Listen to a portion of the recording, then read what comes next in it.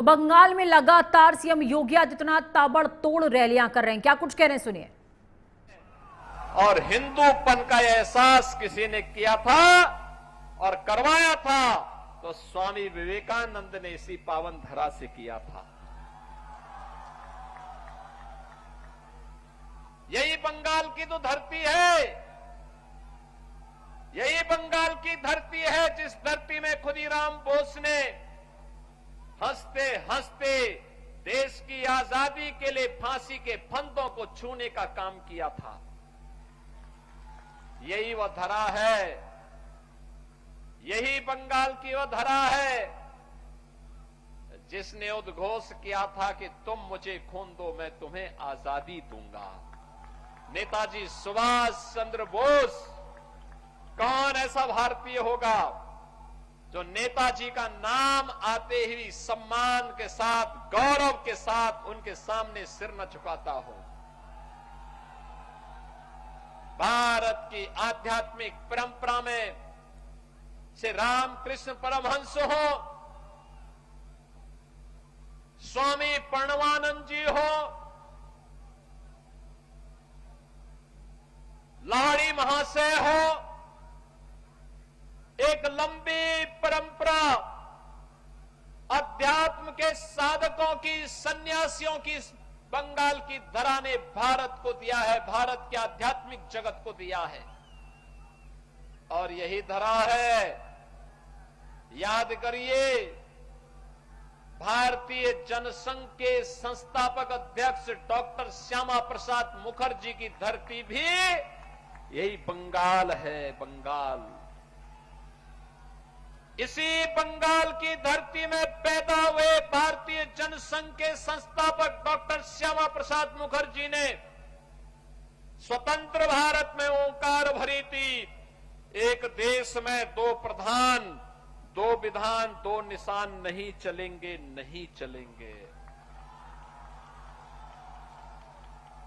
याद करिए, डॉक्टर श्यामा प्रसाद मुखर्जी के इस संकल्प को साकार किया है वर्तमान प्रधानमंत्री श्री नरेंद्र मोदी जी ने। कश्मीर में धारा 370 समाप्त किया, शेष कश्मीर का कानून शेष कश्मीर पर बाबा साहब भीमराव अंबेडकर के द्वारा बनाए गए संविधान को भी लागू करवा करके एक भारत श्रेष्ठ भारत का एक आदर्श प्रस्तुत करने का काम ये प्रधानमंत्री मोदी जी के नेतृत्व में हुआ है।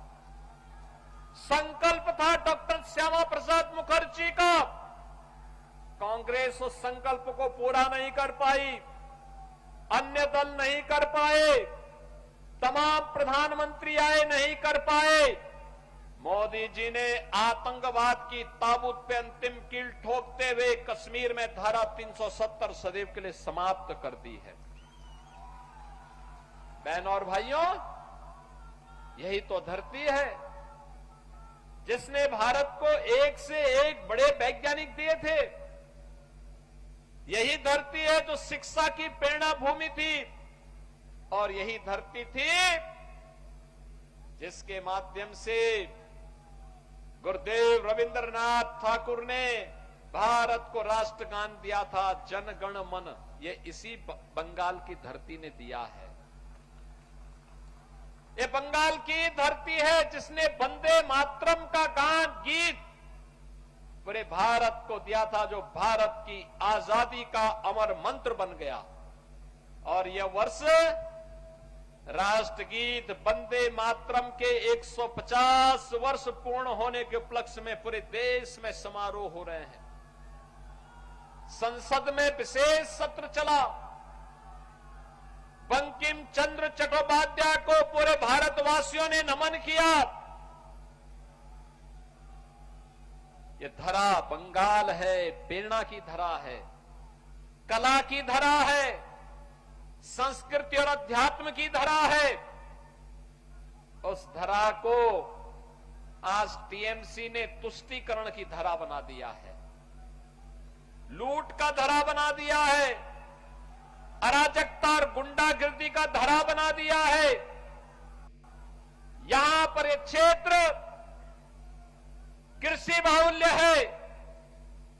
अन्नदाता किसान सस्य श्यामला मातरम वंदे मातरम की इस बंगाल की पावन धरा से अन्न उत्पन्न करता है, लेकिन उन किसानों को उसका उचित दाम टीएमसी की सरकार नहीं दे पाती है, उन्हें सुविधा नहीं दे पाती है।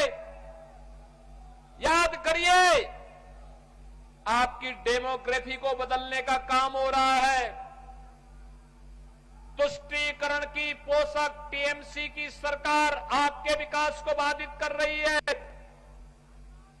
स्वतंत्र भारत में जब ये देश आजाद हुआ था, तब तक बंगाल का शेयर भारत की अर्थव्यवस्था में 1/3 हुआ करता था, और धीरे धीरे करके यहां के कल कारखाने बंद होते गए।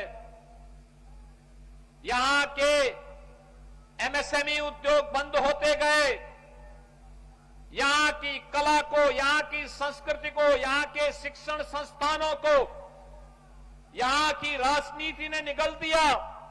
पहले कांग्रेस ने, फिर वामपंथियों ने, और पिछले 15 वर्षों में टीएमसी की अराजकता का शिकार बंगाल हो गया है। भारत की उर्वरा भूमि, भारत की अर्थव्यवस्था को एक नई ऊंचाई देने वाली बंगाल की धरती आज टीएमसी के भ्रष्टाचार के कारण, उनकी अराजकता के कारण, आज कंगाल होती हुई दिखाई दे रही है। हमें महाकाली की इस धरा को कंगाल नहीं होने देना है। मां दुर्गा की इस पावन धरा को कंगाल नहीं होने देना है। सस्य श्यामला कही जाने वाली इस पावन धरा को हमें तुष्टीकरण और अराजकता की धरती नहीं बनने देना है। बंगाल की धरती पर गौकसी होने की छूट नहीं देनी है, गाय को कटने की छूट नहीं देनी है।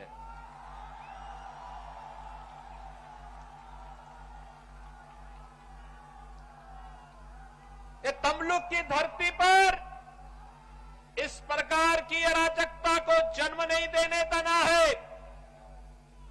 लैंड जिहाद और लव जिहाद की घटना को हर हाल में रोकने के लिए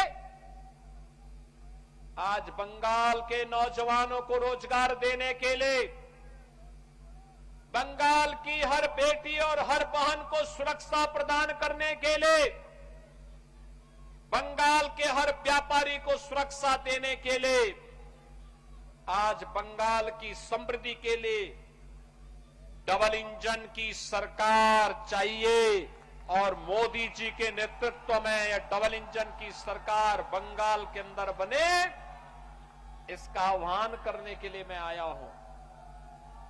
बहनों और भाइयों, जिस प्रकार की अराजकता, जिस प्रकार की गुंडागिर्दी, जिस प्रकार की लूट खसोट, जिस प्रकार की तुष्टीकरण, जिस प्रकार के दंगे आज बंगाल में हो रहे हैं, यही दंगे, यही अराजकता, यही गुंडागिर्दी 2017 के पहले उत्तर प्रदेश की धरती पे भी होते थे, इससे ज्यादा होते थे। वहां हर तीसरे दिन एक दंगा होता था। पर्व और त्योहार के पहले उपद्रव शुरू हो जाता था। उत्तर प्रदेश बीमारू राज्य हो गया था। उत्तर प्रदेश में अराजकता चरम पर थी। कोई पुरसा हाल नहीं था, न बेटी सुरक्षित थी, न व्यापारी सुरक्षित था। उद्योग धंधे वहां भी बंद हो रहे थे, प्लान हो रहा था। और 2017 में प्रधानमंत्री मोदी जी के आह्वान पर उत्तर प्रदेश की जनता ने उत्तर प्रदेश के अंदर सरकार बनाई। डबल इंजन की भाजपा की सरकार आई। आज उत्तर प्रदेश में नो कर्फ्यू, नो दंगा, उत्तर प्रदेश में है सब चंगा। आज उत्तर प्रदेश में दंगा नहीं होता। सड़कों पे नमाजें नहीं पढ़ी जाती हैं, मस्जिदों से चिल्लाने की आवाज नहीं आती है, लव जिहाद की घटना के लिए एक सख्त कानून बनाया गया है। लैंड जिहाद की घटना नहीं घटित हो सकती है, गौ हत्या नहीं हो सकती है, हर बेटी भी सुरक्षित है, हर व्यापारी भी सुरक्षित है, हर हाथ को काम है, हर खेत को पानी है, हर बहन और हर माता को स्वावलंबन के साथ आगे बढ़ने के लिए वहां पर डबल इंजन सरकार नई नई योजनाएं चला रही है। और उत्तर प्रदेश की प्रगति को देखना है, 500 वर्ष पहले श्री राम जन्मभूमि पर भगवान राम का मंदिर मुगल काल में तोड़ा गया था। डबल इंजन की सरकार आई, भगवान राम का भव्य राम मंदिर का निर्माण भी अब अयोध्या में हो गया। कोई नहीं रोक पाया, न कांग्रेस, न टीएमसी, न समाजवादी पार्टी, न डीएमके, ये कोई नहीं रोक पाया, न आरजेडी रोक पाई। डबल इंजन की सरकार की स्पीड इतनी थी कि अयोध्या में भव्य राम मंदिर का निर्माण हो गया, दुनिया का सबसे भव्य मंदिर का निर्माण हो गया। आप सोचो, आज कोलकाता का मेयर आपको चुनौती देता है, कहता है कि बंगाल की आधी आबादी उर्दू बोलेगी, यानी बांग्ला को समाप्त करना चाहते हैं, बंगाली को समाप्त करना चाहते हैं। ये इनकी टीएमसी की साजिश को सफल नहीं होने देना है। उनको बोलो, चलो कहते हैं कि यहां उर्दू बोली जाएगी, उनको बोलो उर्दू जहां बोली जाती वहां जाओ, बंगाल में बंगला ही बोली जाएगी। यहां की कला और संस्कृति के साथ, यहां के अध्यात्म के साथ, यहां की बहन और बेटियों के साथ, यहां के नौजवानों के रोजगार के साथ जो भी खिलवाड़ करेगा, उत्तर प्रदेश का बुलडोजर उसको ठीक ढंग से जवाब दे देगा। यूपी का बुलडोजर केवल वह सड़क ही नहीं बनाता है, माफिया का भी इलाज करता है।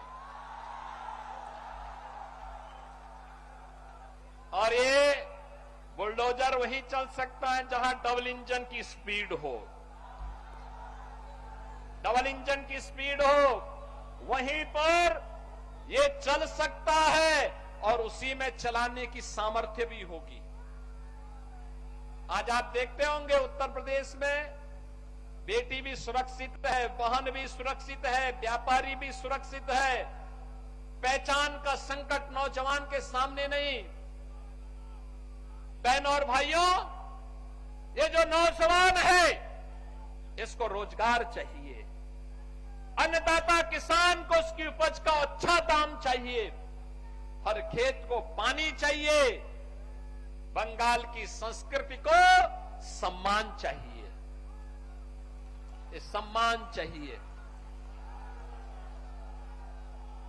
मां काली का आशीर्वाद तभी प्राप्त होगा जब हम अपनी संस्कृति की रक्षा करेंगे।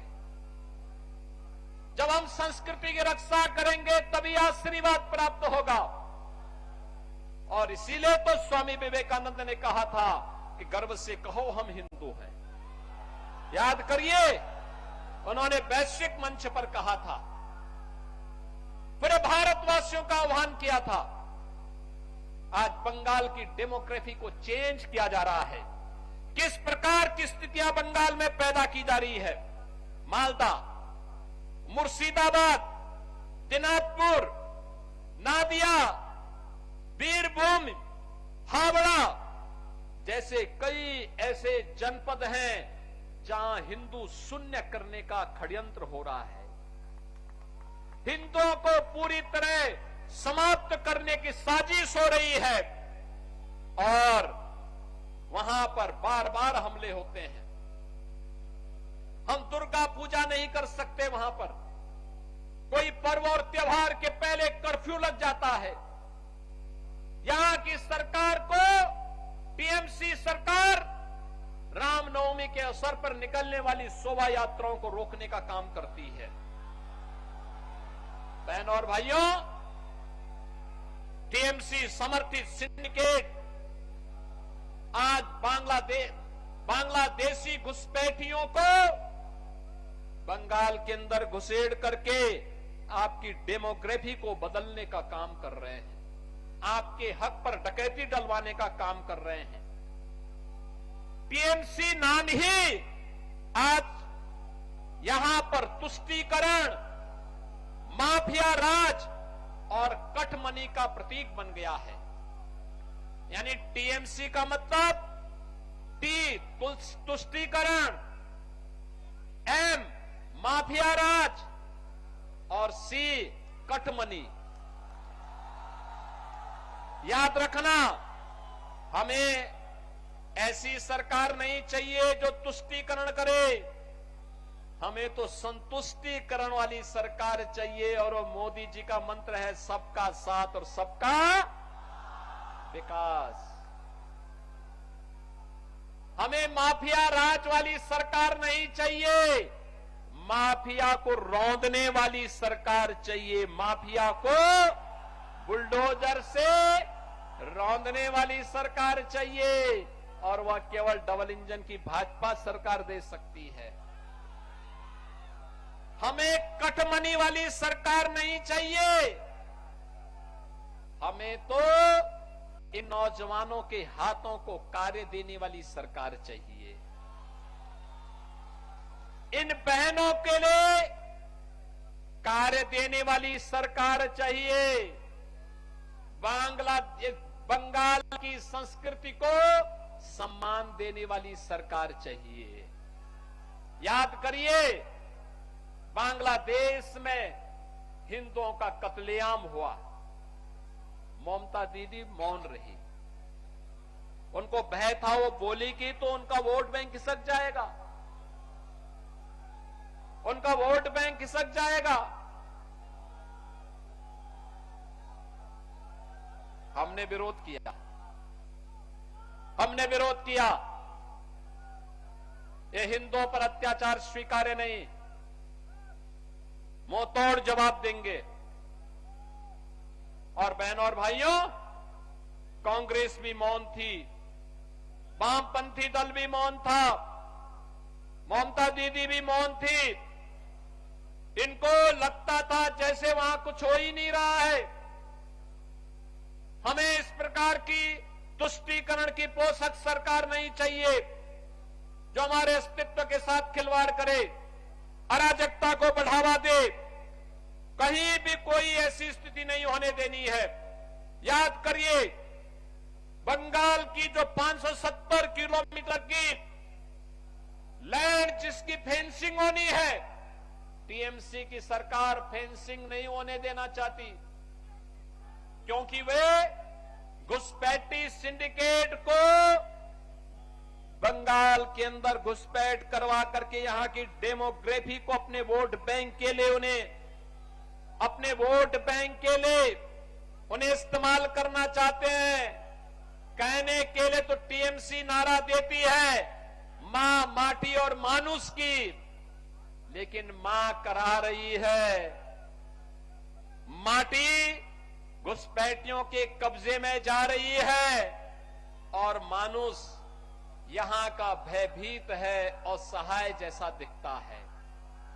बहनों और भाइयों, याद रखना, ये जंगल राज, ये अपराध, ये बंगाल के अस्तित्व के लिए एक संकट है, एक चुनौती है। हमें कभी देश को दिशा देने वाले बंगाल की इस पावन धरा का आह्वान करने के लिए मैं आया हूं। मैं आप सबका आह्वान करने के लिए आया हूं। बंगाल भारत की कल्चरल कैपिटल के रूप में जानी जाती थी, कल्चरल कैपिटल ऑफ इंडिया मानी जाता था बंगाल। भारत को एक नई दिशा देने वाला, माना जाता था बंगाल, लेकिन कल्चरल कैपिटल से टीएमसी ने बंगाल को क्राइम कैपिटल बना दिया है। हमें क्राइम कैपिटल नहीं बनने देना है बंगाल की पावन धरा को। और यही कहने के लिए मैं आज आपके पास आया हूं। यहां पर कानून व्यवस्था लगभग ध्वस्त सी है, अराजकता चरम पर है। याद करिए, जहां पर न्यायिक अधिकारी भी सुरक्षित न हो, एक कॉमन मैन की क्या बात करते हैं आप?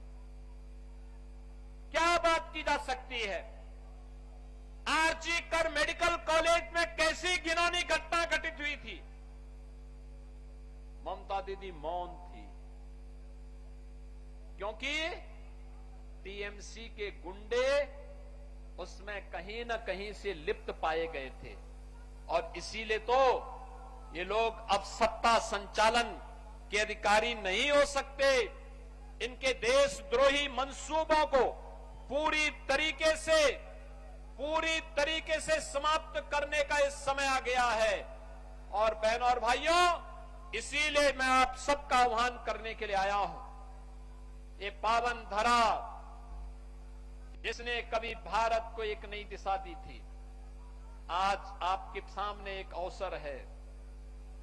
याद करिए, ब्रिटिश गवर्नमेंट ने 1905 में बंगाल विभाजन का एक षड्यंत्र रचा था। पूरा बंगाल उठ खड़ा हुआ था उसके खिलाफ, पूरा बंगाल उठ खड़ा हुआ था। स्वदेशी का नारा बंगाल ने दिया था और बंगाल से निकला स्वदेशी